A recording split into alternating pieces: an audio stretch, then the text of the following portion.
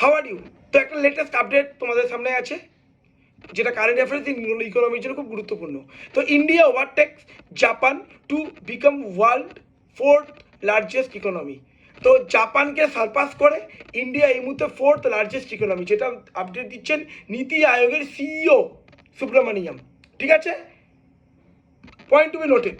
আচ্ছা, তো নাম্বার ওয়ানে কি আছে? ইউএসএ, তারপর আছে চায়না, তারপর জার্মানি, ফোর্থ জাপান ছিল, জাপানকে সারপাস করে ইন্ডিয়া চলে এলো ফোর্থ। ক্লিয়ার? তো দেখো এই অ্যানাউন্সমেন্টটা, this announcement was made by BVR Subramaniam, CEO of Niti Aayog, on 24th May 2025 during the 10th Governing Council meeting of Niti Aayog. Clear?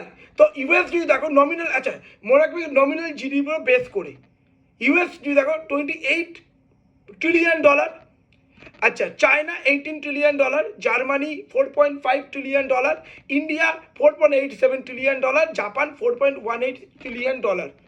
Okay, clear করতে পারলাম?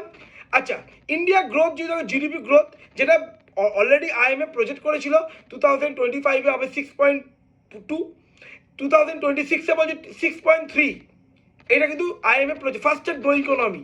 এবং ইন্ডিয়াতে strong domestic reform like formalise করেছে Indian ইকোনমিকে, GST বলো, আধার linkage বলো, digital payment বলো, production link incentive বলো, বা লেবার ল বলো, বা ট্যাক্স রিফর্ম বলো, এবং রিজিলিয়েন্ট ডেমোগ্রাফিক।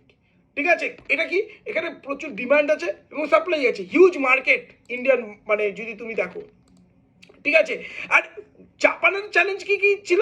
ইয়েন ডেপ্রিসিয়েশন, জাপানের কারেন্সি ইয়েন ডেপ্রিসিয়েশন যদি তুমি দেখো লাস্ট 2 বছর ধরে দেখতে হবে ডিপ্রিসিয়েশন হচ্ছে মার্কিন ডলার রেসপেক্টে।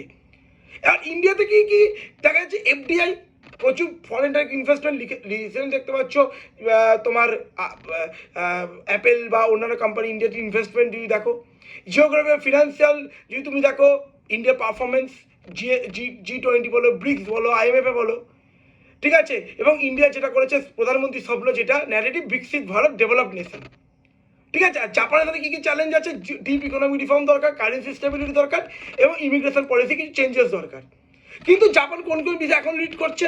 হেলথ কেয়ার বলো, যেটা ইন্ডিয়ার সামনে চ্যালেঞ্জেস আছে, এডুকেশন, R&D স্পেন্ডিং বাড়াতে হবে, ইনফ্রাস্ট্রাকচার বাড়াতে হবে। এগুলো কিন্তু জাপানের কিন্তু পারফরমেন্স গুড।